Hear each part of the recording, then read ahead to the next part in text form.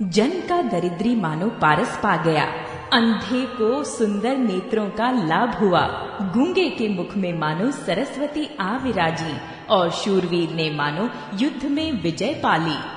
इन सुखों से भी 100 करोड़ गुना बढ़कर आनंद माताएं पा रही हैं, क्योंकि रघुकुल के चंद्रमा श्री राम जी विवाह करके भाइयों सहित घर आए हैं। माताएं लोक रीति करती हैं और दूल्हा दुल्हनें सकुचाती हैं। इस महान आनंद और विनोद को देखकर श्री रामचंद्र जी मन ही मन मुस्कुरा रही हैं। मन की सभी वासनाएं पूरी हुई, जानकर देवता और पितरों का भली भांति पूजन किया। सबकी वंदना करके माताएं यही वरदान मांगती हैं कि भाइयों सहित श्री राम जी का कल्याण हो। देवता छिपे हुए अंतरिक्ष से आशीर्वाद दे रहे हैं और माताएं आनंदित हो आंचल भरकर ले रही हैं। तदनंतर राजा ने बारातियों को बुलवा लिया और उन्हें सवारियां, वस्त्र, मणि, रत्न और आभूषण आदि दिए। आज्ञा पाकर श्री राम जी को हृदय में रखकर वे सब आनंदित होकर अपने अपने घर गए। नगर के समस्त स्त्री पुरुषों को राजा ने कपड़े और गहने पहनाए। घर घर बधावे बजने लगे। याचक लोग जो जो मांगते हैं, विशेष प्रसन्न होकर राजा उन्हें वही वही देते हैं। संपूर्ण सेवकों और बाजी वालों को राजा ने नाना प्रकार के दान और सम्मान से संतुष्ट किया।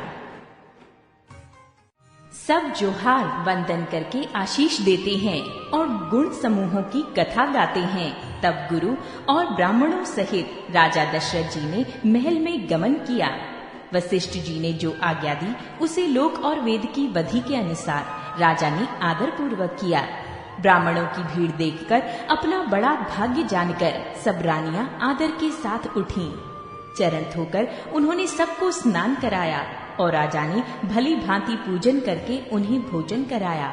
आदर, दान और प्रेम से पुष्ट हुए वे संतुष्ट मन से आशीर्वाद देते हुए चले।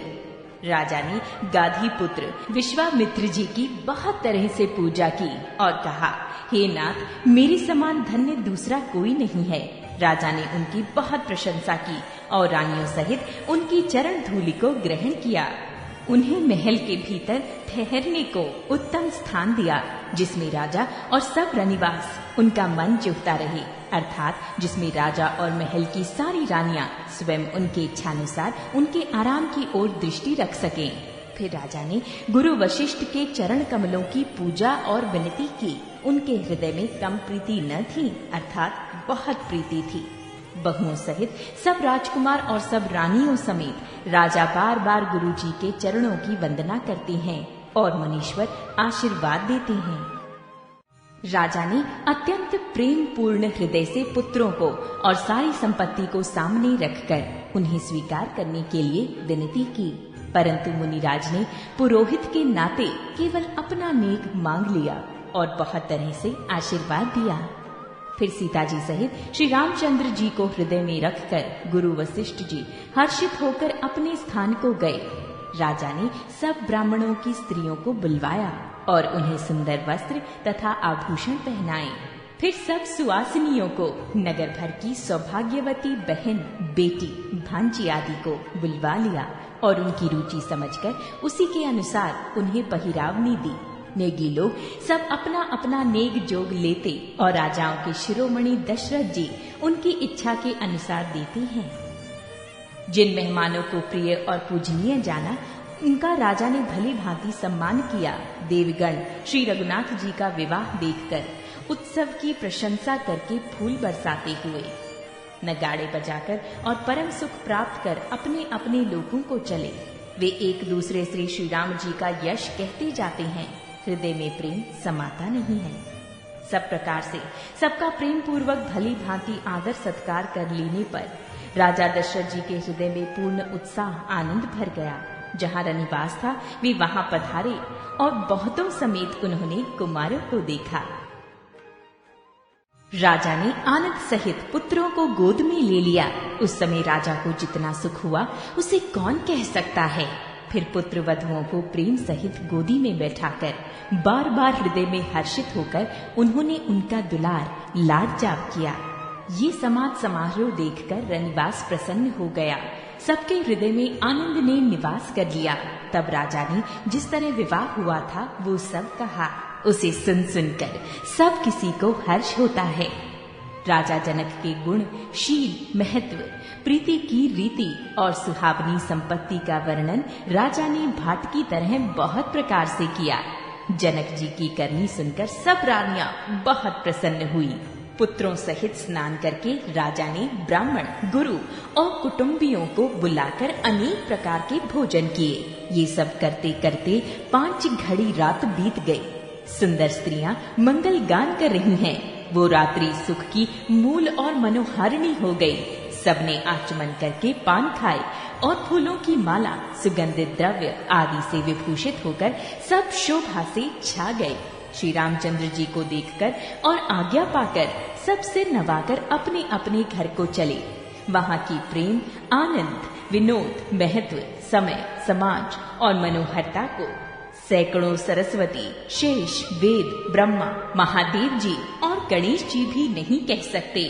फिर भला मैं उसे किस प्रकार से बखान कर कहूँ? कहीं केंचुआ भी धरती को सिर पर ले सकता है।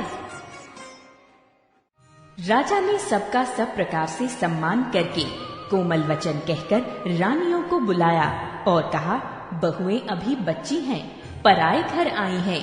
इनको इस तरह से रखना जैसे नेत्रों को पलके रखती हैं, जैसे पलके नेत्रों की सब प्रकार से रक्षा करती हैं और उन्हें सुख पहुंचाती हैं, वैसे ही इनको सुख पहुंचाना।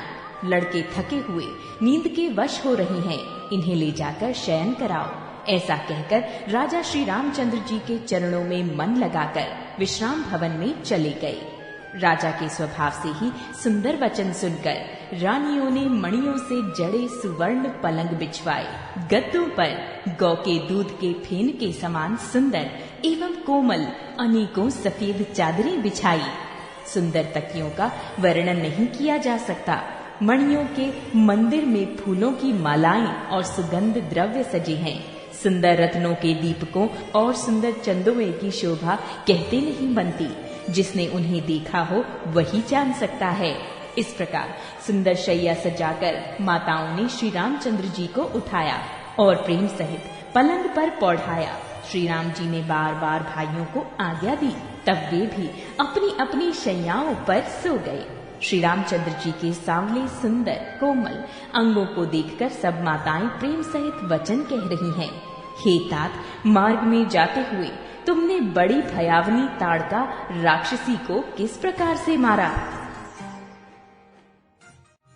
बड़े भयानक राक्षस जो विकट योद्धा थे और जो युद्ध में किसी को कुछ नहीं गिनते थे, उन दुष्ट मारीच और सुबाहुओं को सहायकों सहित तुमने कैसे मारा? हे तात, मैं बलाया लेती हूँ। मुनि की कृपा से ही ईश्वर ने तुम्हारी बहुत सी बलाओं को टाल दिया। दोनों भाइयों ने यज्ञ की रखवाली करके गुरु जी के प्रसाद से सब विद्याएं पाई। चरणों की धूली लगते ही मुनि पत्नी अहल्या तर गई। विश्व भर में ये कीर्ति पूर्ण रीति से व्याप्त हो गई। कच्छ पकी पीठ, ब्रज और पर्वत से भी कठोर शिव जी के धनुष को राजाओं के समाज में तुमने तोड़ दिया। विश्व विजय के यश और जानकी को पाया और सब भाइयों को ब्याह कर घर आए। तुम्हारे सभी कर्म अमानुषी हैं, मनुष्य की शक्ति के बाहर हैं, जिन्हें केवल विश्वामित्र जी की कृपा ने सुधारा है, संपन्न किया है। हे तात, तुम्हारा चंद्रमुख देखकर आज हमारा जगत में जन्म लेना सफल हुआ। तुमको बिना देखे जो दिन बीते हैं उनको ब्रह्मा गिनती में न लावें, हमारी आयु में शामिल न करें। विनय भर में उत्तम वचन कहकर श्री रामचंद्र जी ने सब माताओं को संतुष्ट किया। फिर शिव जी, गुरु और ब्राह्मणों के चरणों का स्मरण कर नेत्रों को नींद के वश किया, अर्थात वे सो रहे। नींद में भी उनका अत्यंत सलोना मुखड़ा ऐसा सोह रहा था मानो समय का लाल कमल सो रहा हो। स्त्रियां घर घर जागरण कर रही हैं और आपस में एक दूसरी को मंगलमयी गालियां दे रही हैं। रानियां कहती हैं, हे सजनी, देखो आज रात्रि की कैसी शोभा है, जिससे अयोध्यापुरी विशेष शोभित हो रही है। यूं कहती हुई सासुएं सुंदर बहुओं को लेकर सो गई, मानो सपनों ने अपने सिर की मणियों को हृदय में छिपा लिया है। प्रातःकाल पवित्र ब्राह्मण मुहूर्त में प्रभु जागे, मुर्गे सुंदर बोलने लगे, भाट और मागधों ने गुणों का गान किया तथा नगर के लोग द्वार पर जोहार करने को आए। ब्राह्मणों, देवताओं, गुरु, पिता और माताओं की वंदना करके आशीर्वाद पाकर सब भाई प्रसन्न हुए। माताओं ने आदर के साथ उनके मुखों को देखा। फिर वे राजा के साथ दरवाजे बाहर पधारे। स्वभाव से ही पवित्र चारों भाइयों ने सब शौचादि से निवृत्त होकर पवित्र सरयू नदी में स्नान किया और प्रातः क्रिया, संध्या, वंदनादि करके वे पिता के पास आए। राजा ने देखते ही उन्हें हृदय से लगा लिया। तदनंतर वे आज्ञा पाकर हर्षित होकर बैठ गए। श्री रामचंद्र जी के दर्शन कर और नेत्रों के लाभ की बस यही सीमा है, ऐसा अनुमान कर सारी सभा शीतल हो गई, अर्थात सबके तीनों प्रकार के ताप सदा के लिए मिट गए। फिर मुनि वशिष्ठ जी और विश्वामित्र जी आए। राजा ने उनको सुंदर आसनों पर बैठाया और पुत्रों समेत उनकी पूजा करके उनके चरणों लगे। दोनों गुरु श्री रामचंद्र जी को देखकर प्रेम में मुग्ध हो गए। वशिष्ठ जी धर्म के इतिहास कह रहे हैं और राजा रनिवास सहित सुन रहे हैं। जो मुनियों के मन की भी अगम्य है, ऐसी विश्वामित्र जी की करनी को वशिष्ठ जी ने आनंदित होकर बहुत प्रकार से वर्णन किया। वामदेव जी बोले, ये सब बातें सत्य हैं। विश्वामित्र जी की सुंदर कीर्ति तीनों लोकों में छाई हुई है। ये सुनकर सब किसी को आनंद हुआ। श्री राम लक्ष्मण के हृदय में अधिक उत्साह आनंद हुआ। नित्य ही मंगल, आनंद और उत्सव होते हैं। इस तरह आनंद में दिन बीतते जाते हैं। अयोध्या आनंद से भरकर उमड़ पड़ी। आनंद की अधिकता अधिक अधिक बढ़ती जा रही है। अच्छा दिन, शुभ मुहूर्त शोध कर सुंदर कंकड़ खोले गए। मंगल, आनंद और विनोद कुछ कम नहीं हुए, अर्थात बहुत हुए। इस प्रकार नित्य नए सुख को देखकर देवता सिहाते हैं और अयोध्या में जन्म पाने के लिए ब्रह्मा जी से याचना करते हैं। विश्वामित्र जी के नित्य ही चलना, अपने आश्रम जाना चाहते हैं, पर रामचंद्र जी के स्नेह और विनयवश रह जाते हैं। दिनों दिन राजा का 100 गुना भाव प्रेम देखकर महामुनिराज विश्वामित्र जी उनकी सराहना करते हैं। अंत में जब विश्वामित्र जी ने विदा मांगी, तब राजा प्रेम मग्न हो गए और पुत्रों सहित आगे खड़े हो गए। वे बोले, हे नाथ, ये सारी संपदा आपकी है, मैं तो स्त्री पुत्रों सहित आपका सेवक हूँ। हे मुनि, लड़कों पर सदा स्नेह करते रहिएगा और मुझे भी दर्शन देते रहिएगा। ऐसा कहकर पुत्रों और रानियों सहित राजा दशरथ जी विश्वामित्र जी के चरणों पर गिर पड़े। प्रेम विहल हो जाने के कारण उनके मुंह से बात भी नहीं निकली। ब्राह्मण विश्वामित्र जी ने बहुत प्रकार से आशीर्वाद दिए और वे चल पड़े। प्रीति की रीति कहीं नहीं जाती। सब भाइयों को साथ लेकर श्री राम जी प्रेम के साथ उन्हें पहुंचाकर और आज्ञा पाकर लौटे। गाधी कुल के चंद्रमा विश्वामित्र जी बड़े हर्ष के साथ श्री रामचंद्र जी के रूप, राजा दशरथ जी की भक्ति, चारों भाइयों के विवाह और सबके उत्साह और आनंद को मन ही मन सराहते जाते हैं। वामदेव जी और रघुकुल के गुरु ज्ञानी वशिष्ठ जी ने फिर विश्वामित्र जी की कथा बखान कर कही। मुनि का सुंदर यश सुनकर राजा मन ही मन अपने पुण्यों के प्रभाव का बखान करने लगे। आज्ञा हुई तब सब लोग अपने अपने घरों को लौटे। राजा दशरथ जी भी पुत्रों सहित महल में गए। जहाँ तहाँ सब श्री रामचंद्र जी के विवाह की गाथाएं गा रही हैं। श्री रामचंद्र जी का पवित्र सुयश तीनों लोकों में छा गया। जब से श्री रामचंद्र जी विवाह करके घर आए, तब से सब प्रकार का आनंद अयोध्या में आकर बसने लगा। प्रभु के विवाह में जैसा आनंद उत्साह हुआ, उसे सरस्वती और सर्पों के राजा शेष जी भी कह नहीं सकते। श्री सीताराम जी के यश को, कवि कुल के जीवन को पवित्र करने वाला और मंगलों की खान जानकर इससे मैंने अपनी वाणी को पवित्र करने के लिए कुछ थोड़ा सा बखान कर कहा है। अपनी वाणी को पवित्र करने के लिए तुलसी ने राम का यश कहा है, नहीं तो श्री रघुनाथ जी का चरित्र अपार समुद्र है। किस कवि ने उसका पार पाया है। जो लोग यज्ञोपवीत और विवाह के मंगलमय उत्सव का वर्णन आदर के साथ सुनकर गावेंगे, वे लोग श्री जानकी और श्री राम जी की कृपा से सदा सुख पावेंगे। श्री सीता जी और श्री रघुनाथ जी के विवाह प्रसंग को जो लोग प्रेम पूर्वक गाएं सुनेंगे, उनके लिए सदा उत्साह आनंद ही उत्साह है, क्योंकि श्री रामचंद्र जी का यश मंगल का धाम है। रघुकुल की संपूर्ण पापों को विध्वंस करने वाले श्री रामचरितमानस का ये पहला सोपान समाप्त हुआ। द्वितीय सोपान अयोध्या कांड। जिनकी गोद में हिमाचल सुता पार्वती जी, मस्तक पर गंगा जी, ललाट पर द्वितीय का चंद्रमा, कंठ में हलाहल विष और वक्ष स्थल पर सर्पराज शेष जी सुशोभित है, वे भस्म से विभूषित, देवताओं में श्रेष्ठ, सर्वेश्वर संहार करता या भक्तों के पापनाशक, सर्वव्यापक कल्याण रूप चंद्रमा के समान शुभ्र वर्ण श्री शंकर जी सदा मेरी रक्षा करें।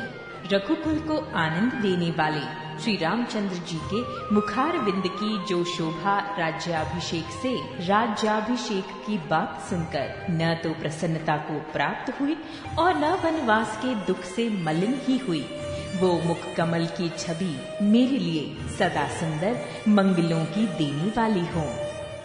नीले कमल के समान श्याम और कोमल जिनके अंग हैं, श्री सीता जी जिनके वाम भाग में विराजमान हैं और जिनके हाथों में क्रमशः अमोघ बाण और सुंदर धनुष है, उस रघुवंश के स्वामी श्री रामचंद्र जी को मैं नमस्कार करता हूँ।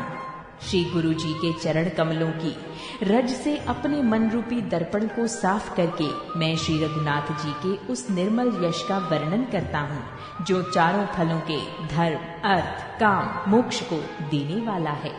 जब से श्री रामचंद्र जी विवाह करके घर आए, तब से अयोध्या में नित्य नए मंगल हो रही हैं और आनंद के बधावे बज रही हैं। 14 लोक रूपी बड़े भारी पर्वतों पर पुण्य रूपी मेघ सुख रूपी जल बरसा रहे हैं। रिद्धि सिद्धि और संपत्ति रूपी सुहावनी नदियां उमड़ उमड़ कर अयोध्या रूपी समुद्र में आ मिली। नगर के स्त्री पुरुष अच्छी जाति के मणियों के समूह हैं, जो सब प्रकार से पवित्र, अमूल्य और सुंदर हैं। नगर का ऐश्वर्य कुछ कहा नहीं जाता, ऐसा जान पड़ता है मानो ब्रह्मा जी की कारीगरी बस इतनी ही है। सब नगर निवासी श्री रामचंद्र जी के मुख चंद्र को देखकर सब प्रकार से सुखी हैं। सब माताएं और सखी सहेलियां अपने मनोरथ रूपी बेल को फली हुई देखकर आनंदित हैं।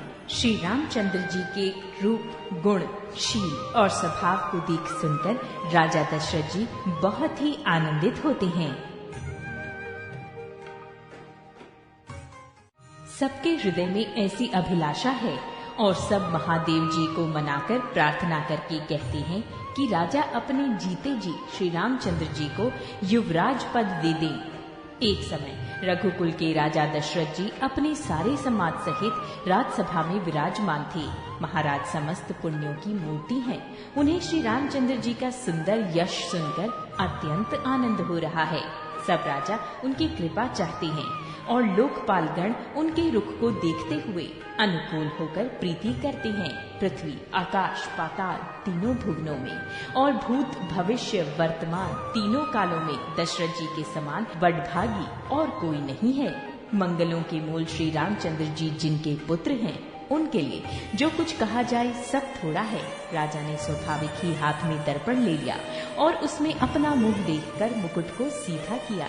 देखा कि कानों के पास बाल सफेद हो गए हैं, मानो बुढ़ापा ऐसा उपदेश कर रहा है कि हे राजन, श्री रामचंद्र जी को युवराज पद देकर अपने जीवन और जन्म का लाभ क्यों नहीं लेते।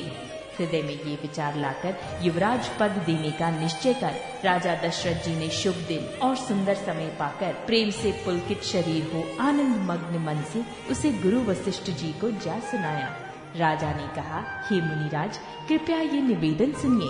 श्री रामचंद्र अब सब प्रकार से सब योग्य हो गए हैं। सेवक, मंत्री, सब नगर निवासी और जो हमारे शत्रु, मित्र या उदासीन हैं, सभी को श्री रामचंद्र वैसे ही प्रिय हैं जैसे वे मुझको हैं। उनके रूप में आपका आशीर्वाद ही मानव शरीर धारण करके शोभित हो रहा है। हे स्वामी, सारे ब्राह्मण परिवार सहित आपके ही समान उन पर स्नेह करते हैं। जो लोग गुरु के चरणों की रज को मस्तक पर धारण करते हैं वे मानो समस्त ऐश्वर्य को अपने वश में कर लेते हैं। इसका अनुभव मेरे समान दूसरे किसी ने नहीं किया। आपकी पवित्र चरण रज की पूजा करके मैंने सब कुछ पा लिया। अब मेरे मन में एक ही अभिलाषा है, हे नाथ, वो भी आप ही के अनुग्रह से पूरी होगी। राजा का सहज प्रेम देखकर मुनि ने प्रसन्न होकर कहा, नरेश आज्ञा दीजिए, कहिए क्या अभिलाषा है। हे राजन, आपका नाम और यश ही संपूर्ण मनचाही वस्तुओं को देने वाला है। हे राजाओं के मुकुटमणि, आपके मन की अभिलाषा फल का अनुगमन करती है, अर्थात आपके इच्छा करने के पहले ही फल उत्पन्न हो जाता है। अपने जी ने गुरु जी को सब प्रकार से प्रसन्न जानकर हर्षित होकर राजा कोमलवाणी से बोले, हे नाथ, श्री रामचंद्र जी को युवराज कीजिए, कृपा करके कहिए, आज्ञा दीजिए तो तैयारी की जाए। मेरे जीते जी ये आनंद उत्सव हो जाए जिससे सब लोग अपने नेत्रों का लाभ प्राप्त करें। प्रभु, आपके प्रसाद से शिव जी ने सब कुछ निभाह दिया, सब इच्छाएं पूर्ण कर दी, केवल यही एक लालसा मन में रह गई है। इस लालसा के पूर्ण हो जाने पर फिर सोच नहीं, शरीर रहे या चला जाए, जिससे मुझे पीछे पछतावा न हो। दशरथ जी के मंगल और आनंद के मूल सुंदर वचन सुनकर मुनि मन में बहुत प्रसन्न हुए। वशिष्ठ जी ने कहा, हे राजन सुनिए, जिनके विमुख होकर लोग पछताते हैं और जिनके भजन बिना जी की जलन नहीं जाती, वही स्वामी सर्वलोक महेश्वर श्री राम जी आपके पुत्र हुए हैं, जो पवित्र प्रेम के अनुगामी हैं। श्री राम जी पवित्र प्रेम के पीछे पीछे चलने वाले हैं, इसी से तो प्रेमवश आपके पुत्र हुए हैं।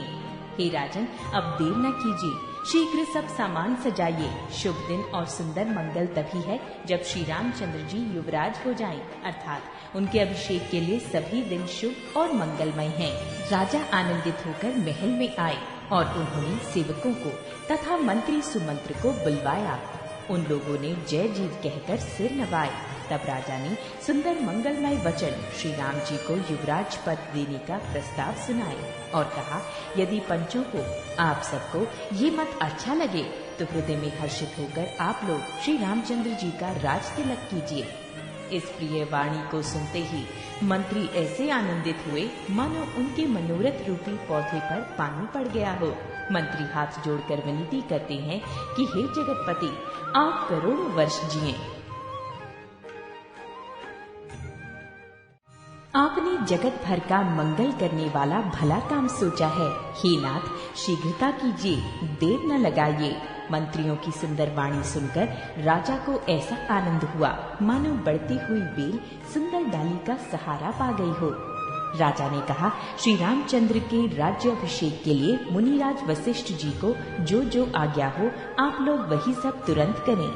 मुनिराज ने हर्षित होकर कोमल वाणी से कहा कि संपूर्ण श्रेष्ठ तीर्थों का जल ले आओ। फिर उन्होंने औषधि, मूल, फूल, फल और पत्र आदि अनेकों मांगलिक वस्तुओं के नाम गिनकर बताए। चंवर, मृगचर्म, बहुत प्रकार के वस्त्र, असंख्य ज्योतियों के ऊनी और रेशमी कपड़े, नाना प्रकार की मणियां, रत्न तथा और भी बहुत सी मंगल वस्तुएं जो जगत में राज्याभिषेक के योग्य होती हैं, सबको मंगाने की आज्ञा उन्होंने दी। मुनि ने वेदों में कहा हुआ सब विधान बताकर कहा, नगर में बहुत से मंडप चंदोवे सजाओ, फलों समेत आम, सुपारी और केले के वृक्ष नगर की गलियों में चारों ओर रोप दो। सुंदर मणियों के मनोहर चौक पुरवाओ और बाजार को तुरंत सजाने के लिए कह दो। श्री गणेश जी, गुरु और कुल देवता की पूजा करो और भूदेव ब्राह्मणों की सब प्रकार से सेवा करो। ध्वजा, पताका, तोरण, कलश, घोड़े, रथ और हाथी सबको सजाओ। मुनि श्रेष्ठ वशिष्ठ जी के वचनों को शिरोधार्य करके सब लोग अपने अपने कामों में लग गए। मुनीश्वर ने जिसको जिस काम के लिए आज्ञा दी उसने वो काम इतनी शीघ्रता से कर डाला कि मानो पहले से ही कर रखा था। राजा, ब्राह्मण, साधु और देवताओं को पूज रहे हैं और श्री रामचंद्र के लिए सब मंगल कार्य कर रहे हैं। श्री रामचंद्र जी के राज्याभिषेक की सुहावनी खबर सुनते ही अवध भर में बड़ी धूम से बधावे बजने लगे। श्री रामचंद्र जी और सीता जी के शरीर में भी शुभ शकुन सूचित हुए। उनके सुंदर मंगल अंग फड़कने लगे। पुलकित होकर वे दोनों प्रेम सहित एक दूसरे से कहती हैं कि ये सब शकुन भरत के आने की सूचना देने वाला है। उनको मामा के घर गए बहुत दिन हो गए, बहुत ही अवसेर आ रही है। बार बार उनसे मिलने की मन में आती है। शकुनों से प्रिय भरत के मिलने का विश्वास होता है और भरत के समान जगत में हमें कौन प्यारा है। शकुन का बस यही फल है, दूसरा नहीं। श्री रामचंद्र जी के अपने भाई भरत का दिन रात ऐसा सोच रहता है जैसा कछुए का हृदय अंडों में रहता है।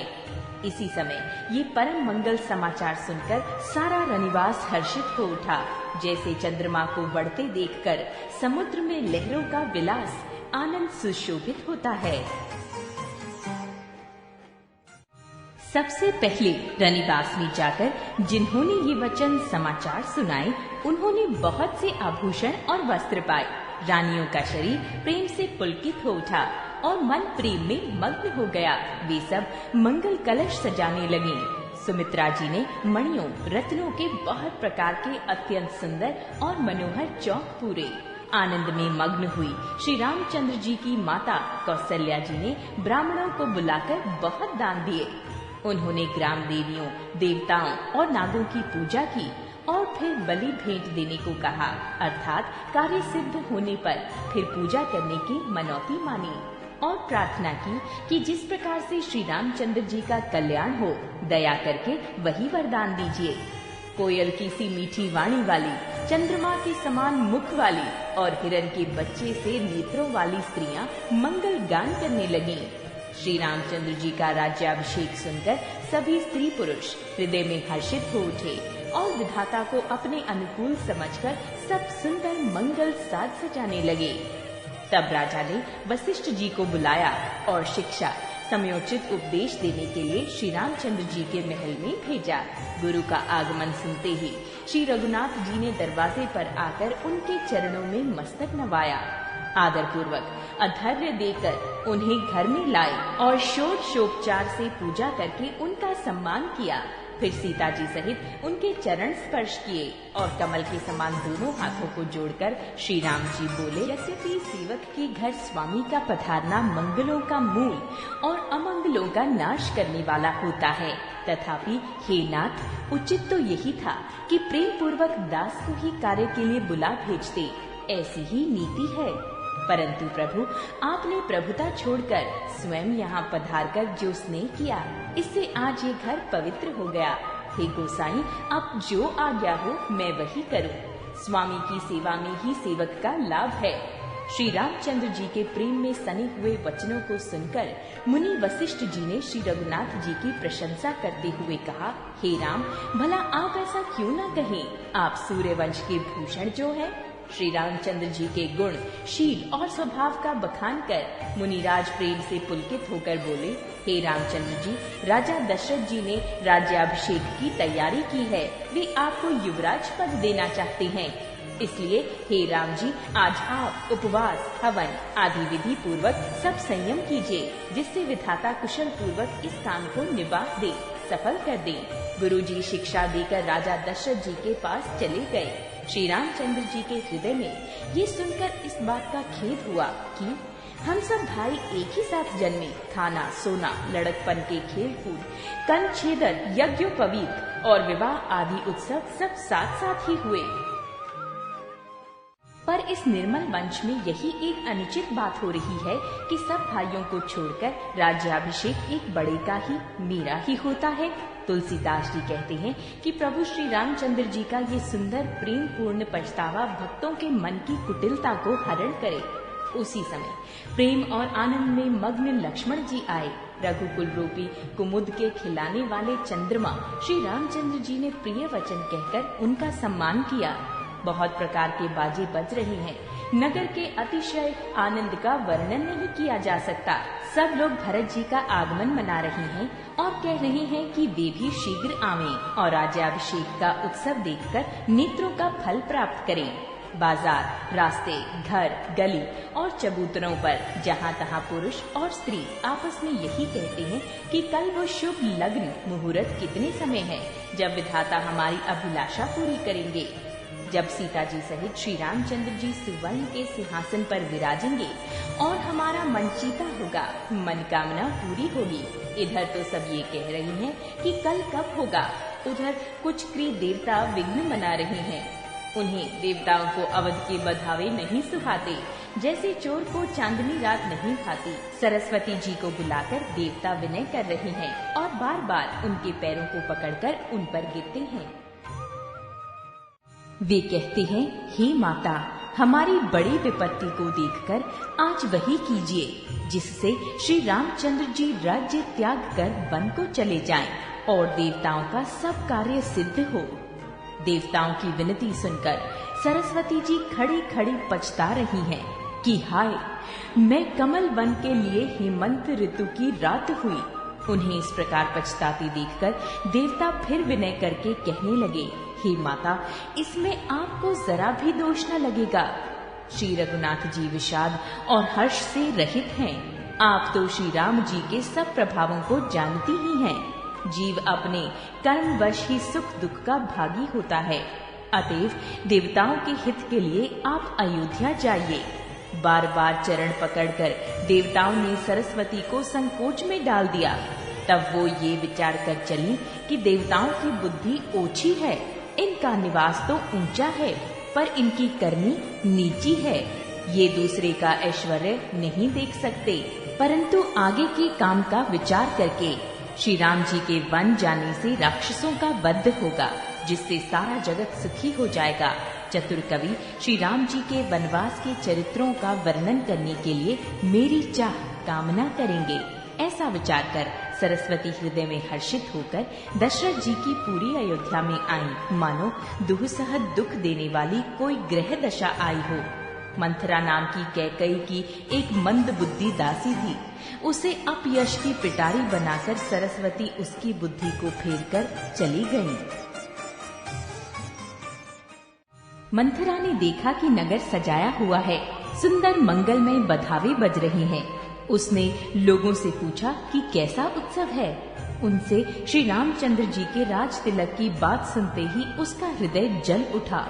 वो दुर्बुद्धि नीच जाति वाली दासी विचार करने लगी कि किस प्रकार से काम रात ही रात में बिगड़ जाए। जैसे कोई कुटिल भीलनी शहद का छत्ता लगा देखकर घात लगाती है कि इसकी किस तरह से उखाड़ लूं। वो उदास होकर भरत जी की माता कैकई के पास गई। रानी कैकई ने हंसकर कहा, तू उदास क्यों है? मंत्रा कुछ उत्तर नहीं देती, केवल लंबी सांस ले रही है और त्रिया चरित्र करके आंसू डरका रही है। रानी हंसकर कहने लगी कि तेरे बड़े गाल है, तू बहुत बढ़ चढ़कर बोलने वाली है। मेरा मन कहता है कि लक्ष्मण ने तुझे कुछ सीख दी है, दंड दिया है, तब भी वे महापापनी दासी कुछ भी नहीं बोलती। ऐसी लंबी सांस छोड़ रही है मानो काली नागिन हुक्कार कर छोड़ रही हो। तब रानी ने डरकर कहा, अरे कहती क्यों नहीं? श्री रामचंद्र जी, राजा लक्ष्मण, भरत और शत्रुघ्न कुशल से तो हैं। ये सुनकर कुबरी मंथरा के हृदय में बड़ी ही पीड़ा हुई।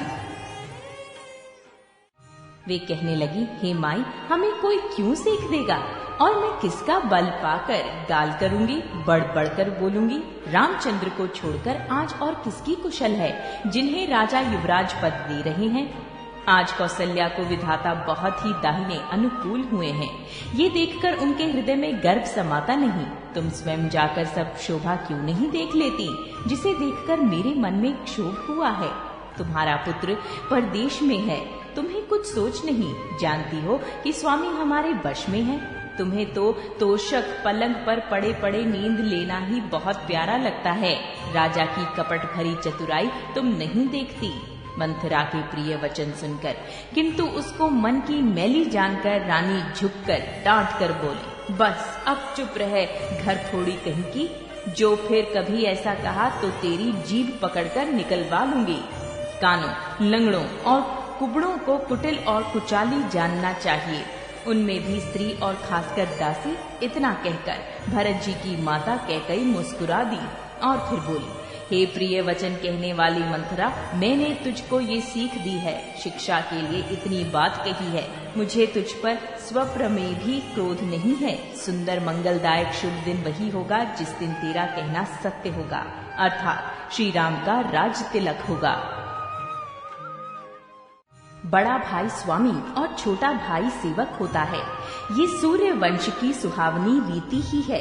यदि सचमुच कल ही श्री राम का तिलक है तो हे सखी, तेरे मन को अच्छी लगे वही वस्तु मांग ले, मैं दूंगी। राम को सहज स्वभाव से सब माताएं कौशल्या के समान ही प्यारी हैं। मुझ पर तो वे विशेष प्रेम करते हैं। मैंने उनकी प्रीति की परीक्षा करके देख ली है। जो विधाता कृपा करके जन्म दें तो ये भी दें, श्री रामचंद्र पुत्र और सीता बहू हों। श्री राम मुझे प्राणों से भी अधिक प्रिय है। उनके तिलक की बात सुनकर तुझे शोभ कैसा? तेरे भरत की सौगंध है, छल कपट छोड़कर सच सच कहे, तू हर्ष के समय विषाद कर रही है, मुझे इसका कारण सुना। मंथरा ने कहा, सारी आशाएं तो एक ही बार कहने में पूरी हो गईं, अब तो दूसरी जीभ लगाकर कुछ कहूंगी।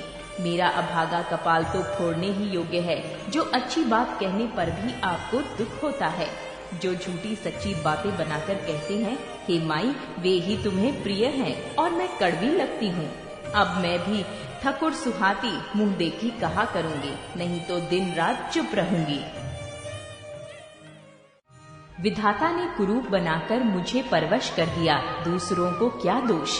जो बोया सो काटती हूँ, दिया सो पाती हूँ। कोई भी राजा हो, हमारी क्या हानि है? दासी छोड़कर क्या अब मैं रानी होंगी? अर्थात रानी तो होने से रही। हमारा स्वभाव तो जलाने ही योग्य है, क्योंकि तुम्हारा अहित मुझसे देखा नहीं जाता, इसलिए कुछ बात चलाई थी, किंतु हे देवी, हमारी बड़ी भूल हुई, क्षमा करो। आधार रहित अस्थिर बुद्धि की स्त्री और देवताओं की माया के वश में होने के कारण रहस्य युक्त कपट भरे प्रिय वचनों को सुनकर रानी कैकई ने बैरिन मंथरा को अपनी सुहृद अहेतुक हित करने वाली जानकर उसका विश्वास कर लिया। बार बार रानी उससे आदर के साथ पूछ रही है, मानो भीलनी के गान से हिरनी मोहित हो गई है।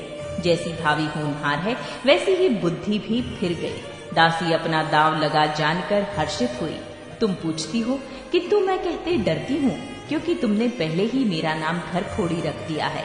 बहुत तरह से गढ़ छोलकर खूब विश्वास जमा कर तब वो अयोध्या की 7.5 शनि की 7.5 वर्ष की दशा रूपी मंथरा बोली, हे रानी, तुमने जो कहा कि मुझे सीता राम प्रिय हैं और राम को तुम प्रिय हो, तो ये बात सच्ची है, परंतु ये बात पहले थी।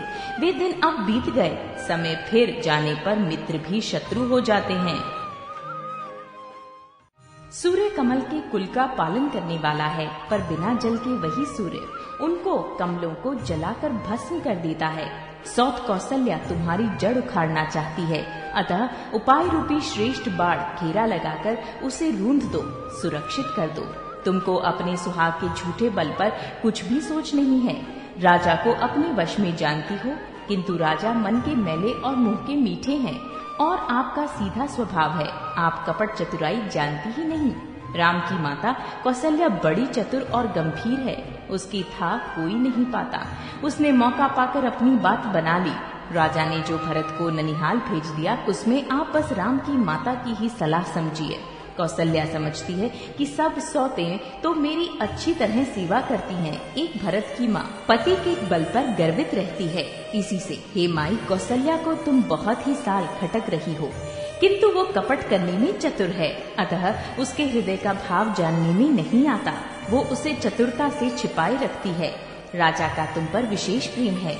कौशल्या सौत के स्वभाव से उसे देख नहीं सकती, इसलिए उसने जाल रचकर राजा को अपने वश में करके भरत की अनुपस्थिति में राम के राज तिलक के लिए लग्न निश्चित करा लिया।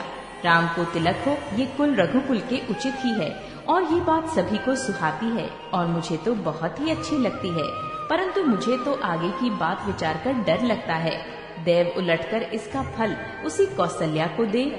करोड़ों कुटिलपन की बातें गढ़ छोड़कर मंथरा ने कैकई को उल्टा सीधा समझा दिया, और सैकड़ों सौतों की कहानियां इस प्रकार बना बना कर कहीं, जिस प्रकार विरोध बढ़े। होनहार वश कैकई के मन में विश्वास हो गया। रानी फिर सौगंध दिलाकर पूछने लगी। मंथरा बोली, क्या पूछती हो? अरे तुमने अब भी नहीं समझा? अपने भले बुरे को अथवा मित्र शत्रु को पशु भी पहचान लेते हैं। पूरा पखवाड़ा बीत गया, सामान सजते और तुमने खबर पाई है आज मुझसे। मैं तुम्हारे राज में खाती पहनती हूँ, इसलिए सच कहने में मुझे कोई दोष नहीं है। यदि मैं कुछ बनाकर झूठ कहती होंगी तो विधाता मुझे दंड देगा। यदि कल राम को राज तिलक हो गया तो समझ रखना कि तुम्हारे लिए विधाता ने विपत्ति का बीज बो दिया। मैं ये बात लकीर खींचकर बलपूर्वक कहती हूँ, हे भामिनी, तुम तो अब दूध की मक्खी हो गई। जैसे दूध में पड़ी हुई मक्खी को लोग निकालकर फेंक देते हैं, वैसे ही तुम्हें भी लोग घर से निकालकर बाहर करेंगे। जो पुत्र सहित कौशल्या की चाकरी बजाओगी तो घर में रह सकोगी, अन्यथा घर में रहने का दूसरा उपाय नहीं। क्रतु ने विनता को दुख दिया था, तुम्हें कौशल्या देगी। भरत कारगार का सेवन करेंगे, जेल की हवा खाएंगे और लक्ष्मण राम के नायब सहकारी होंगे। कैकई मंथरा की कड़वी वाणी सुनते ही डरकर सूख गई, कुछ बोल नहीं सकती। शरीर में पसीना हो आया और वो केले की तरह कांपने लगी। तब कुबरी मंथरा ने अपनी जीभ दांतों तले दबाई। उसे भय हुआ कि कहीं भविष्य का अत्यंत डरावना चित्र सुनकर कैकई के हृदय की गति न रुक जाए, जिससे उल्टा सारा काम ही बिगड़ जाए। फिर कपटी करोड़ों कहानियां कह कहकर उसने रानी को खूब समझाया कि धीरज रखो। कैकई का भाग्य पलट गया, उसे कुचाल प्यारी लगी। वो बगली को हंसनी मानकर, वैरिन को हित मानकर उसकी सराहना करने लगी। कैकई ने कहा, मंथरा सुन, तेरी बात सत्य है। मेरी दाहिनी आंख नित्य फड़का करती है। मैं प्रतिदिन रात को बुरे स्वप्न देखती हूँ, किंतु अपने अज्ञानवश तुझसे कहती नहीं। सखी क्या करूं, तेरा तो सीधा स्वभाव है। मैं दायां बायां कुछ भी नहीं जानती। अपनी चलते जहाँ तक मेरा वश चला, मैंने आज तक कभी किसी का बुरा नहीं किया। फिर न जाने किस पाप से देव ने मुझे एक ही साथ ये दुस्सह दुख दिया। मैं भले ही नहर जाकर वहीं जीवन बिता दूंगी, पर जीते जी सौत की चाकरी नहीं करूंगी। देव जिसको शत्रु के वश में रखकर जिलाता है, उसके लिए तो जीने की अपेक्षा मरना ही अच्छा है। रानी ने बहुत प्रकार के दीन वचन कहे। उन्हें सुनकर कुबरी ने त्रिया चरित्र फैलाया। वह बोली, तुम मन में ग्लानि मानकर ऐसा क्यों कह रही हो? तुम्हारा सुख सुहाग दिन दिन दूना होगा।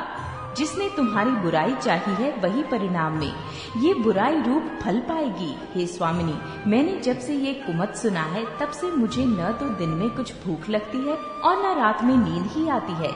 मैंने ज्योतिषों से पूछा तो उन्होंने रेखा खींचकर, गणित करके अथवा निश्चय पूर्वक कहा कि भरत राजा होंगे।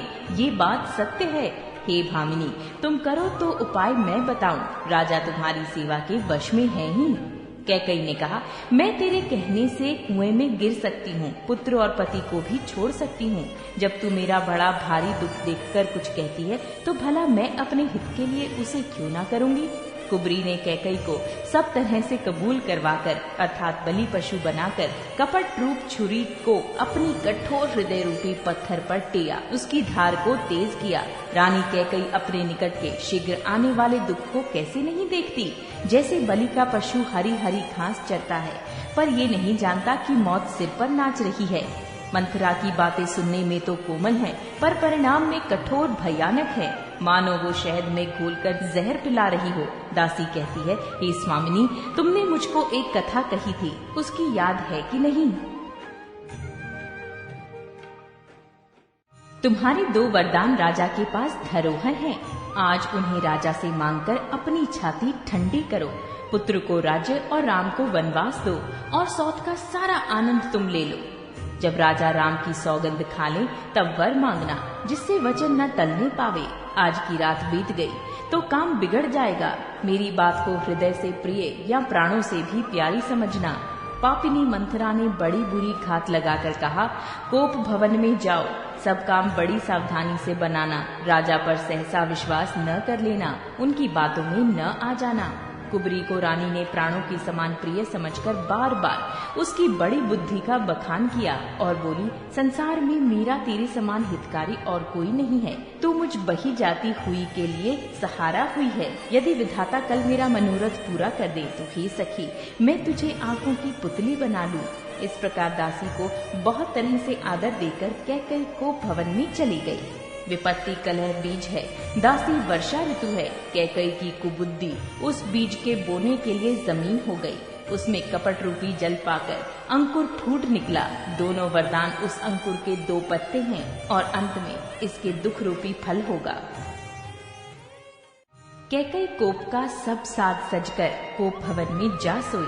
राज्य करती हुई वो अपनी दुष्ट बुद्धि से नष्ट हो गई। राजमहल और नगर में धूमधाम मच रही है। इस कुचाल को कोई कुछ नहीं जानता।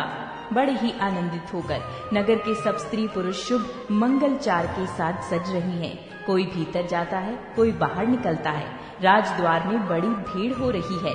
श्री रामचंद्र के बाल सखा राज तिलक का समाचार सुनकर हृदय में हर्षित हो रहे हैं। वे 10-5 मिलकर श्री रामचंद्र के पास जाते हैं। प्रेम पहचान कर प्रभु श्री रामचंद्र जी उनका आदर करते हैं और कोमल वाणी से कुशल क्षेम पूछते हैं। अपने प्रिय सखा श्री रामचंद्र की आज्ञा पाकर वे आपस में एक दूसरे से श्री रामचंद्र जी की बड़ाई करते हुए घर लौटते हैं और कहते हैं, संसार में श्री रघुनाथ जी के समान शील और स्नेह को निभाने वाला कौन है। भगवान हमें यही दे कि हम अपने कर्मवश भ्रमते हुए जिस जिस योनि में जन्मे वहाँ उस योनि में हम तो सेवक हों और सीतापति श्री रामचंद्र जी हमारे स्वामी हों और ये नाता अंत तक निभ जाए। नगर में सबकी ऐसी ही अभिलाषा है, परंतु कैकई के हृदय में बड़ी जलन हो रही है। कुसंगति पाकर कौन नष्ट नहीं होता। नीच के मत के अनुसार चलने से चतुराई नहीं रह जाती। संध्या के समय राजा दशरथ आनंद के साथ कैकई के महल में गए। मानो साक्षात स्नेही शरीर धारण कर निष्ठुरता के पास गया हो। कोप भवन का नाम सुनकर राजा सहम गए। डर के मारे उनका पांव आगे को नहीं पड़ता। स्वयं देवराज इंद्र जिनकी भुजाओं के बल पर राक्षसों से निर्भय होकर बसता है और संपूर्ण राजा लोग जिनका रुख देखते रहते हैं, वही राजा दशरथ स्त्री का क्रोध सुनकर सूख गए। कामदेव का प्रताप और महिमा तो देखिए, जो त्रिशूल वज्र और तलवार आदि की चोट अपने अंगों पर सहने वाला है, वे रतिनाथ कामदेव के पुष्प बाण से मारे गए। राजा डरते डरते अपनी प्यारी कैकई के पास गए। उसकी दशा देखकर उन्हें बड़ा ही दुख हुआ। कैकई जमीन पर पड़ी है, पुराना मोटा कपड़ा पहने हुए है, शरीर के नाना आभूषणों को उतार कर फेंक दिया है। उस दुर्बुद्धि कैकई को ये कुवेशता बुरा वेश कैसी फब रही है, मानो भावी विधवापन की सूचना दे रही हो। राजा उसके पास जाकर कोमल वाणी से बोले, हे प्राण प्रिय, किस लिए रिसाई, रूठी हो? हे रानी, किस लिए रूठी हो? ये कहकर राजा उसे हाथ से स्पर्श करते हैं तो वे उनके हाथ को झटक कर हटा देती है और ऐसे देखती है मानो क्रोध में भरी हुई नागिन क्रूर दृष्टि से देख रही हो। दोनों वरदानों की वासनाएं उस नागिन की 2 जीभें हैं और दोनों वरदान दांत हैं। वो काटने के लिए मर्म स्थान देख रही है। तुलसीदास जी कहते हैं कि राजा दशरथ होनहार के वश में होकर इसे इस प्रकार हाथ झटकने और नागिन की भांति देखने को कामदेव की क्रीड़ा ही समझ रहे हैं। राजा बार बार कह रहे हैं, हे सुमुखी, हे सुलोचनी, हे कोकिल बयनी, हे गजगामिनी, मुझे अपने क्रोध का कारण तो सुना। हे प्रिय, किसने तेरा अनिष्ट किया? किसके 2 सिर हैं? यमराज किसको लेना अपने लोगों को ले जाना चाहते हैं? कह, किस कंगाल को राजा कर दूं या किस राजा को देश से निकाल दूं? तेरा शत्रु अमर देवता भी हो तो मैं उसे भी मार सकता हूँ। बेचारे कीड़े मकोड़े सरीखे नर नारी तो चीज ही क्या है। हे सुंदरी, तू तो मेरा स्वभाव जानती ही है कि मेरा मन सदा तेरे मुख रूपी चंद्रमा का चकोर है। हे प्रिय, मेरी प्रजा, कुटुंबी, सर्वस्व, संपत्ति, पुत्र, यहाँ तक कि मेरे प्राण भी, ये सब तेरे वश में अधीन हैं। यदि मैं तुझसे कुछ कपट करके कहता हूँ तो हे भामिनी, मुझे 100 बार राम की सौगंध है। तू हंसकर प्रसन्नता पूर्वक अपनी मनचाही बात मांग ले और अपने मनोहर अंगों को आभूषणों से सजा। मौका बेमौका तो मन में विचार कर दे। हे प्रिय, जल्दी उस बुरे वेश को त्याग दे। ये सुनकर और मन में राम जी की बड़ी सौगंध को विचार कर मंद बुद्धि कैकई हंसती हुई उठती और गहने पहनने लगी, मानो कोई भीलनी मृग को देखकर फंदा तैयार कर रही हो। अपने जी में कैकई को सुहृद जानकर राजा दशरथ जी प्रेम से पुलकित होकर कोमल और सुंदर वाणी से फिर बोले, हे भामिनी, तेरा मन चीता हो गया। नगर में घर घर आनंद के बधावे बज रहे हैं। मैं कल ही राम को युवराज पद दे रहा हूँ, इसलिए हे सुनैनी, तुम मंगल साथ सज। ये सुनते ही उसका कठोर हृदय दलक उठा, फटने लगा, मानो पका हुआ बाल तोड़ थोड़ा छू गया हो। ऐसी भारी पीड़ा को भी उसने हंसकर छिपा लिया, जैसे चोर की स्त्री प्रकट होकर नहीं रोती, जिसमें उसका भेद न खुल जाए। राजा उसकी कपट चतुराई को नहीं लख रहे हैं, क्योंकि वो करोड़ों कुटिलों की शिरोमणि गुरु मंथरा की पढ़ाई हुई है। यद्यपि राजा नीति में निपुण है, परंतु त्रिया चरित्र अथाह समुद्र है। फिर वो कपट युक्त प्रेम बढ़ाकर, ऊपर से प्रेम दिखाकर नेत्र और मुंह मोड़कर हंसती हुई बोली, हे प्रियतम, आप मांग मांग तो कहा करते हैं, पर देते लेते कुछ भी नहीं। आपने 2 वरदान देने को कहा था, उनके भी मिलने में संदेह है। राजा ने हंसकर कहा, अब मैं तुम्हारा मर्म मतलब समझा। मान करना तुम्हें परम प्रिय है। तुमने उन वरों की थाती धरोहर रखकर फिर कभी मांगा ही नहीं, और मेरा भूलने का स्वभाव होने से मुझे भी ये प्रसंग याद नहीं रहा। दोष मत दो, चाहे 2 के बदले 4 मांग लो। रघुकुल में सदा से यही रीत चली आई है कि प्राण भले ही चले जाएं, पर वचन नहीं जाता। असत्य के समान पापों का समूह भी नहीं है। क्या करोड़ों घुंघचियां मिलकर भी कहीं पहाड़ के समान हो सकती हैं? सत्य ही समस्त उत्तम सुकृतों पुण्यों की जड़ है। ये बात वेद पुराणों में प्रसिद्ध है, और मुनि जी ने भी यही कहा है। उस पर मेरे द्वारा श्री राम जी की शपथ करने में आ गए, मुंह से निकल पड़ी। श्री रघुनाथ जी मेरे सुकृत, पुण्य और स्नेह की सीमा हैं। इस प्रकार बात पक्की करा के दुर्बुद्धि कैकई हंसकर बोली, मानो उसने कुमत बुरे विचार रूपी दुष्ट पक्षी बाज को छोड़ने के लिए उसकी कुल ही आंखों पर की टोपी खोल दी। राजा का मनोरथ सुंदर वन है, सुख सुंदर पक्षियों का समुदाय है। उस पर भालिनी की तरह कैकई अपना वचन रूपी भयंकर बाज छोड़ना चाहती है। वो बोली, हे प्राण प्यारे, सुनिए, मेरे मन को भाने वाला एक वर तो दीजिए। भरत को राज तिलक, और हे नाथ, दूसरा वर भी मैं हाथ जोड़कर मांगती हूँ, मेरा मनोरथ पूरा कीजिए।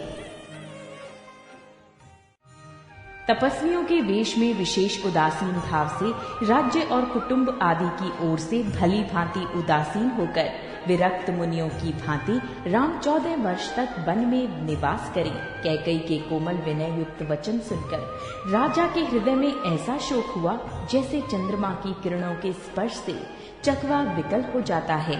राजा सहम गए, उनसे कुछ कहते न बना, मानो बाज वन में बटेर पर छपटा हो। राजा का रंग बिल्कुल उड़ गया, मानो ताड़ के पेड़ को बिजली ने मारा हो। जैसे ताड़ के पेड़ पर बिजली गिरने से वो झुलसकर बदरंगा हो जाता है, वही हाल राजा का हुआ। माथे पर हाथ रखकर दोनों नेत्र बंद कर कर राजा ऐसा सोच करने लगे, मानो साक्षात सोच ही शरीर धारण कर सोच कर रहा हो। वे सोचते हैं, हाय, मेरा मनोरथ रूपी कल्प वृक्ष फूल चुका है, परंतु फलते समय कैकई ने हथनी की तरह इसे जड़ समेत उखाड़ कर नष्ट कर डाला। कैकई ने अयोध्या को उजाड़ कर दिया और विपत्ति की अचल सुदृढ़ नींव डाल दी।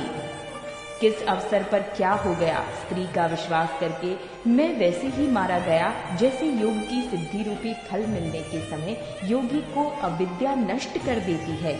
इस प्रकार राजा मन ही मन चीख रह गए हैं। राजा का ऐसा बुरा हाल देखकर दुर्बुद्धि कैकई मन में बुरी तरह से क्रोधित हुई और बोली, क्या भरत आपके पुत्र नहीं है? क्या मुझे आप दाम देकर खरीद लाए हैं? क्या मैं आपकी विवाहिता पत्नी नहीं हूँ? जो मेरा वचन सुनते ही आपको बाण सा लगा, तो आप सोच समझकर बात क्यों नहीं कहते? उत्तर दीजिए, हाँ कीजिए, नहीं तो ना ही कर दीजिए। आप रघुवंश में सत्य प्रतिज्ञा वाले प्रसिद्ध हैं। आपने ही वर देने को कहा था, अब भले ही ना दीजिए, सत्य को छोड़ दीजिए और जगत में अपयश लीजिए। सत्य की बड़ी सराहना करके वर देने को कहा था, समझा था कि ये चबेना ही मांग लेगी। राजा शिवी, दधीची और बलि ने जो कुछ कहा, शरीर और धन त्याग कर भी उन्होंने अपने वचन की प्रतिज्ञा को निभाया। कैकई बहुत ही कड़वे वचन कह रही है, मानो जले पर नमक छिड़क रही हो। धर्म की धुरी को धारण करने वाले राजा दशरथ ने धीरज धरकर नेत्र खोले और सिर घुनकर तथा लंबी सांस लेकर इस प्रकार कहा कि इसने मुझे बड़े कुठौर मारा, ऐसी कठिन परिस्थिति उत्पन्न कर दी जिससे बच निकलना कठिन हो गया। प्रचंड क्रोध से जलती हुई कैकई सामने इस प्रकार दिखाई पड़ी, मानो क्रोध रूपी तलवार नंगी मयान से बाहर खड़ी हो। कुबुद्धि उस तलवार की मूठ है, निष्ठुरता धार है और वो कुबरी मंथरा रूपी सान पर धरकर तेज की हुई है। राजा ने देखा कि ये तलवार बड़ी ही भयानक और कठोर है और सोचा, क्या सत्य ही ये मेरा जीवन लेगी? राजा अपनी छाती कड़ी करके बहुत ही नम्रता के साथ उसे कैकई को प्रिय लगने वाली वाणी बोले। हे प्रिय, हे भीरु, विश्वास और प्रेम को नष्ट करके ऐसे बुरी तरह के वचन कैसे कह रही हो? मेरे तो भरत और रामचंद्र दो आंखें अर्थात एक से हैं। ये मैं शंकर जी की साक्षी देकर सत्य कहता हूँ। मैं अवश्य सवेरे ही दूत भेजूंगा। दोनों भाई भरत शत्रुघ्न सुनते ही तुरंत आ जाएंगे। अच्छा दिन शुभ मुहूर्त शोधवा कर सब तैयारी करके डंका बजाकर मैं भरत को राज्य दे दूंगा। राम को राज्य का लोभ नहीं है और भरत पर उनका बड़ा ही प्रेम है। मैं ही अपने मन में बड़े छोटे का विचार करके राजनीति का पालन कर रहा था, बड़े को राज तिलक देने जा रहा था। राम की 100 बार सौगंध खाकर मैं स्वभाव से ही कहता हूँ कि राम की माता कौशल्या ने इस विषय में मुझसे कभी कुछ नहीं कहा। अवश्य ही मैंने तुमसे बिना पूछे ये सब किया, इसी से मेरा मनोरथ खाली गया। अब क्रोध छोड़ दे और मंगल साध सच। कुछ ही दिनों बाद भरत युवराज हो जाएंगे। एक ही बात का मुझे दुख लगा कि तूने दूसरा वरदान बड़ी अड़चन का मांगा। उसकी आंच से अब भी मेरा हृदय जल रहा है। ये दिल लगी में, क्रोध में अथवा सचमुच ही वास्तव में सच्चा है? क्रोध को त्याग कर राम का अपराध तो बता। सब कोई तो कहते हैं कि राम बड़े ही साधु हैं। तो स्वयं भी राम की सराहना करती और उन पर स्नेह किया करती थी। अब ये सुनकर मुझे संदेह हो गया है कि तुम्हारी प्रशंसा और स्नेह कहीं झूठे तो न थे। जिसका स्वभाव शत्रु को भी अनुकूल है, वो माता के प्रतिकूल आचरण क्यों करेगा? हे प्रिय, हंसी और क्रोध छोड़ दे और विवेक उचित अनुचित विचार कर वर मांग, जिससे अब मैं नेत्र भरकर भरत का राज्य अभिषेक देख सकूं। मछली चाहे बिना पानी के जीती रहे और सांप भी चाहे बिना मणि के दीन दुखी होकर जीता रहे, परंतु मैं स्वभाव से ही कहता हूँ, मन में जरा भी छल रखकर नहीं कि मेरा जीवन राम के बिना नहीं है। हे चतुर प्रिय, जी में समझ देख, मेरा जीवन राम के दर्शन के अधीन है। राजा के कोमल वचन सुनकर दुर्बुद्धि कैकई अत्यंत जल रही है, मानो अग्नि में घी की आहुतियां पड़ रही हैं। कैकई कहती है, आप करोड़ों उपाय क्यों न करें? यहाँ आपकी माया चालबाजी नहीं लगेगी। या तो मैंने जो मांगा है सो दीजिए, नहीं तो नहीं करके अपयश लीजिए। मुझे बहुत प्रपंड बखेड़े नहीं सुहाते। राम साधु है, आप सयाने साधु हैं और राम की माता भी भली है। मैंने सबको पहचान लिया है। कौशल्या ने मेरा जैसा भला चाहा, मैं भी साका करके याद रखने योग्य उन्हें वैसा ही फल दूंगी। सबेरा होते ही मुनि का वेश धारण कर यदि राम वन को नहीं जाते तो हे राजन, मन में निश्चय समझ लीजिए कि मेरा मरना होगा और आपका अपयश।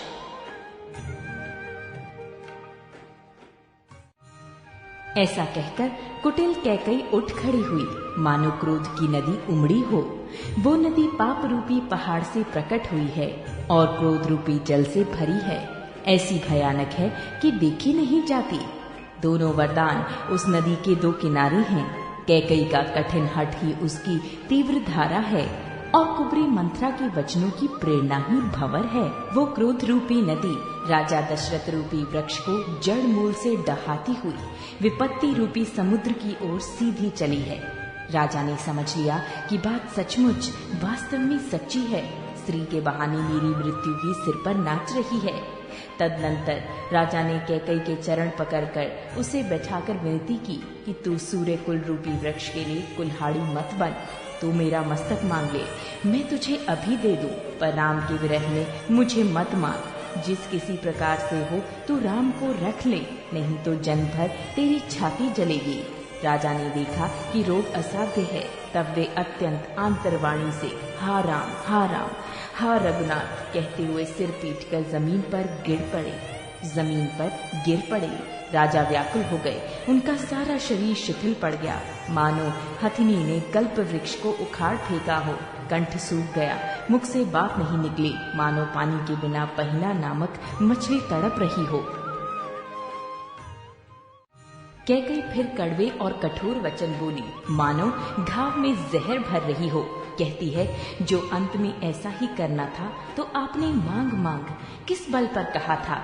हे राजा, ठहाका मारकर हंसना और गाल फुलाना, क्या ये दोनों एक साथ हो सकते हैं? दानी भी कहाना और कंजूसी भी करना, क्या रजपूती में क्षेम कुशल भी रह सकती है? लड़ाई में बहादुरी भी दिखावे और कहीं चोट भी ना लगे। या तो वचन प्रतिज्ञा ही छोड़ दीजिए या धैर्य धारण कीजिए। यूं असहाय स्त्री की भांति रोइए पीटिए नहीं। सत्यव्रती के लिए तो शरीर, स्त्री, पुत्र, घर, धन और पृथ्वी सब तिनके के बराबर कहे गए हैं। कैकई के मर्म भेदी वचन सुनकर राजा ने कहा कि तू जो चाहे कह, तेरा कुछ भी दोष नहीं। मेरा काल तुझे मानो पिशाच होकर लग गया है, वही तुझसे ये सब कहला रहा है। भरत तो भूलकर भी राजपद नहीं चाहते, होनहार वश तेरे ही जी में कुमति आ बसी। ये सब मेरे पापों का परिणाम है, जिससे कुसमय में बेमौके विधाता विपरीत हो गया। तेरी उजाड़ी हुई ये सुंदर अयोध्या फिर भली भांति बसेगी और समस्त गुणों के धाम श्री राम की प्रभुता भी होगी। अब भाई उनकी सेवा करेंगे और तीनों लोकों में श्री राम की बड़ाई होगी। कैकई फिर कड़वे और कठोर वचन बोली, मानो घाव में जहर भर रही हो। कहती है, जो अंत में ऐसा ही करना था तो आपने मांग मांग किस बल पर कहा था। हे राजा, ठहाका मारकर हंसना और गाल फुलाना, क्या ये दोनों एक साथ हो सकते हैं? दानी भी कहाना और कंजूसी भी करना, क्या रजपूती में क्षेम कुशल भी रह सकती है? लड़ाई में बहादुरी भी दिखावे और कहीं चोट भी ना लगे। या तो वचन प्रतिज्ञा ही छोड़ दीजिए या धैर्य धारण कीजिए। यूं असहाय स्त्री की भांति रोइए पीटिए नहीं। सत्यव्रती के लिए तो शरीर, स्त्री, पुत्र, घर, धन और पृथ्वी सब तिनके के बराबर कहे गए हैं। कैकई के मर्म भेदी वचन सुनकर राजा ने कहा कि तू जो चाहे कह, तेरा कुछ भी दोष नहीं। मेरा काल तुझे मानो पिशाच होकर लग गया है, वही तुझसे ये सब कहला रहा है। भरत तो भूलकर भी राजपद नहीं चाहते, होनहार वश तेरे ही जी में कुमति आ बसी। ये सब मेरे पापों का परिणाम है, जिससे कुसमय में बेमौके विधाता विपरीत हो गया। तेरी उजाड़ी हुई ये सुंदर अयोध्या फिर भली भांति बसेगी और समस्त गुणों के धाम श्री राम की प्रभुता भी होगी। अब भाई उनकी सेवा करेंगे और तीनों लोकों में श्री राम की बड़ाई होगी। केवल तेरा कलंक और मेरा पछतावा मरने पर भी नहीं मिटेगा, ये किसी तरह नहीं जाएगा। अब तुझे जो अच्छा लगे वही कर। मुंह छिपाकर मेरी आंखों की ओट जा बैठ, अर्थात मेरे सामने से हट जा, मुझे मुंह न दिखा। मैं हाथ जोड़कर कहता हूँ कि जब तक मैं जीता हूँ तब तक फिर कुछ न कहना, अर्थात मुझसे न बोलना। अरिया भागनी, फिर तू अंत में पछताएगी, जो तू नहारू तांत के लिए गाय को मार रही है। राजा करोड़ों प्रकार से बहुत तरह से समझाकर और ये कहकर कि तू क्यों सर्वनाश कर रही है, पृथ्वी पर गिर पड़े, पर कपट करने में चतुर कैकई कुछ बोलती नहीं, मानो मौन होकर मसान जगा रही हो, शमशान में बैठकर प्रेत मंत्र सिद्ध कर रही हो। राजा राम राम रट रहे हैं और ऐसे व्याकुल हैं जैसे कोई पक्षी पंख के बिना बेहाल हो। वे अपने हृदय में मनाते हैं कि सवेरा ना हो और कोई जाकर श्री रामचंद्र जी से ये बात न कहे। हे रघुकुल के गुरु, बडेरे मूल पुरुष, सूर्य भगवान, आप अपना उदय न करें। अयोध्या को बेहाल देखकर आपके हृदय में बड़ी पीड़ा होगी। राजा की प्रीति और कैकई की निष्ठुरता दोनों को ब्रह्मा ने सीमा तक रचकर बनाया है, अर्थात राजा प्रेम की सीमा है और कैकई निष्ठुरता की। विलाप करते करते ही राजा को सबेरा हो गया। राजद्वार पर वीणा, बांसुरी और शंख की ध्वनि होने लगी। भाट लोग विरुदावली पढ़ रहे हैं और गवैये गुणों का गान कर रहे हैं। सुनने पर राजा को वे बाण जैसे लगते हैं।